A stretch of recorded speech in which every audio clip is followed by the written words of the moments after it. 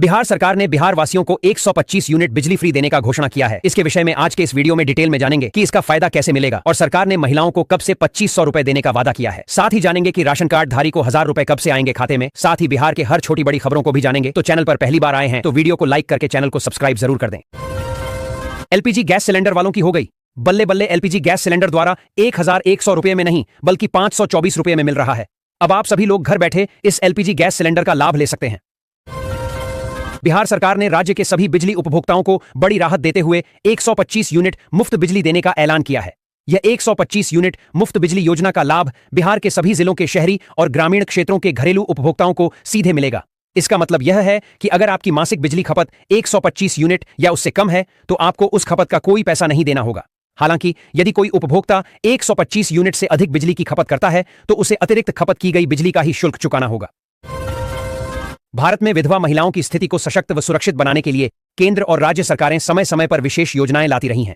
इन्हीं पहलों की कड़ी में 2025 में विधवा पेंशन योजना के तहत सरकार दे रही विधवा महिलाओं को 1500 रुपए हर महीने तुरंत करें आवेदन। अगर आपके पास राशन कार्ड है तो आपके लिए खुशखबरी है।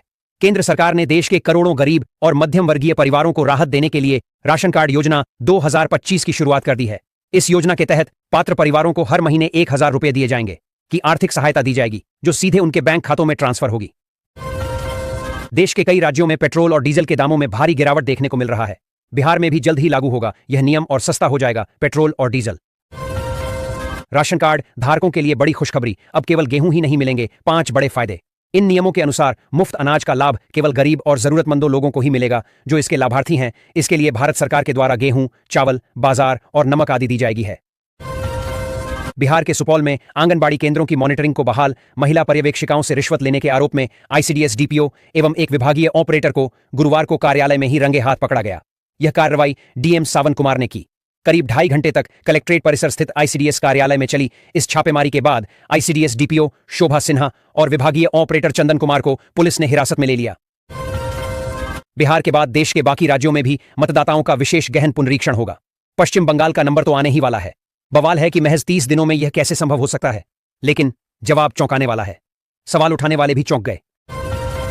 अगर आपके घर में कोई वृद्ध नागरिक है या आप स्वयं वरिष्ठ नागरिक हैं तो कर्मचारी पेंशन योजना की यह खबर आपके लिए खास मायने रखती है। सरकार द्वारा चलाई जा रही ईपीएस स्कीम में अब पात्र वरिष्ठ नागरिकों को हर महीने 8000 रुपए की नियमित पेंशन देने का प्रावधान किया गया है। राजद नेता तेज प्रताप यादव ने भाजपा विधायक जनक सिंह पर तेजस्वी यादव को गाली देने का आरोप लगाते हुए कड़ी प्रतिक्रिया दी। उन्होंने भाजपा को आरएसएस और गोडसे से जोड़ते हुए गुंडा बताया। तेज प्रताप ने गाली गलौज को अशोभनीय बताया और चेतावनी दी कि अगर कोई परिवार में घुसेगा तो मारेगा। उन्होंने कहा कि सरकार उनकी बात नहीं सुन रही है। शीतकालीन सत्र के दौरान सत्र मात्र 12 मिनट चल पाया।